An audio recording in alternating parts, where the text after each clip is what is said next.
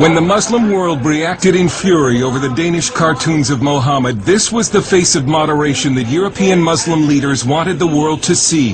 The mainstream Muslims living in this country want to show that we can express our protest in a very legitimate, in a very civil, in a very courteous way.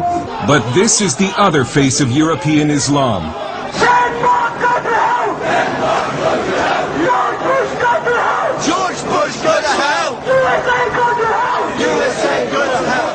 This is footage of the demonstration outside the Danish embassy in London, provided to CBN News by the NIFA Foundation, an anti-terrorism group.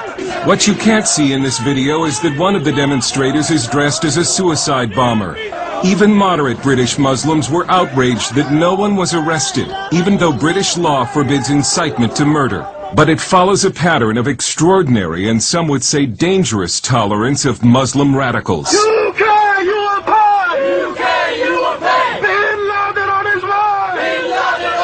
These protests threatening bloodshed occurred in 2004, 1 year before London's 7/7 subway and bus bombings. Now Tony Blair has been wounded. Pull your troops out of Afghanistan. Pull your troops out of Iraq. And if you do not pull your troops out, you will get bloodshed on the streets of London. Again, no one was arrested. And moderate Muslims tried to keep the media from publicizing what for them has become a public relations nightmare. Yeah, that's disgusting. I mean, it doesn't serve any purpose. These guys don't represent me. They probably don't represent most Muslims in this country. And they do a disservice not only to, living here in the UK, but they do a major disservice to Muslims. They may not represent the views of most British Muslims, but polls do suggest the Muslim middle is radicalizing. A recent survey shows that 40% of British Muslims want Islamic Sharia law in the United Kingdom. Sharia imposes punishments like amputations and stonings. And in a separate poll, nearly 1/3 of Muslims agreed with the statement that Western society is decadent and immoral, and that Muslims should seek to bring it to an end. Critics say that European political correctness and multiculturalism, which were supposed to embrace Muslim radicals and somehow westernize them, have seriously backfired.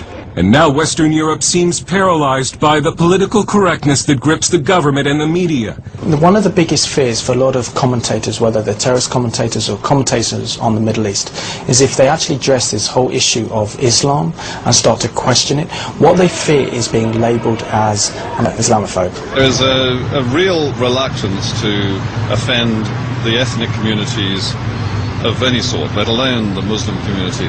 And there seems to be a lack of political will to stop Muslim radicals bent on conquest. May Allah bomb you! May Osama bin Laden bomb you! May Osama bin Laden bomb you! So we can invade their country and take their wives and walk with it. Allahu Akbar! The Dutch parliament has tried to strike a blow against radical Islam by voting to ban the burqa and veils. But that exposes unveiled women to being raped by Muslim men as punishment. There is reported to be a growing rape epidemic of unveiled women in Europe. In London, Shadow Homeland Security Director Patrick Mercer of the Conservative Party says Britain remains in denial and thinks it is protected by what he calls pointless legislation. But you have to ask yourself, what is a piece of paper going to do to an Islamist fundamentalist, or any other form of fundamentalist terrorist for that matter, and its suicide bombers?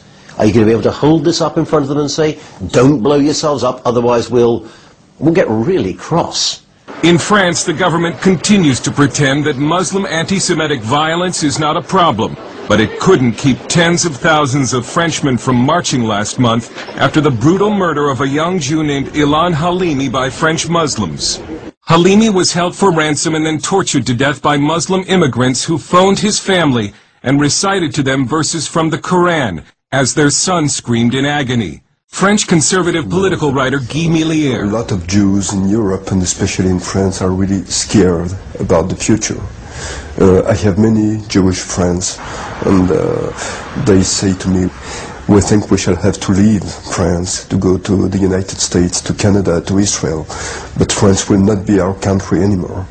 It's a similar story all over Europe.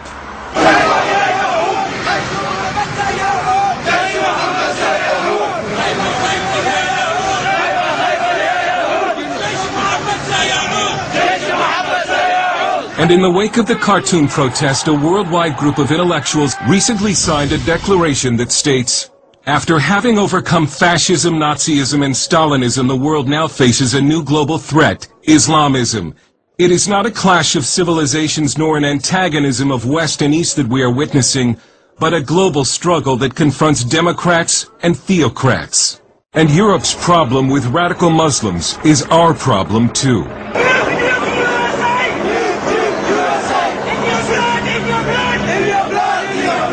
Political correctness has been the fertilizer that has helped Muslim radicalism grow in Britain.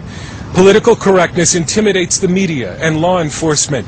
But Europe may be forced to choose between political correctness and the survival of its civilization. Dale Hurd, CBN News.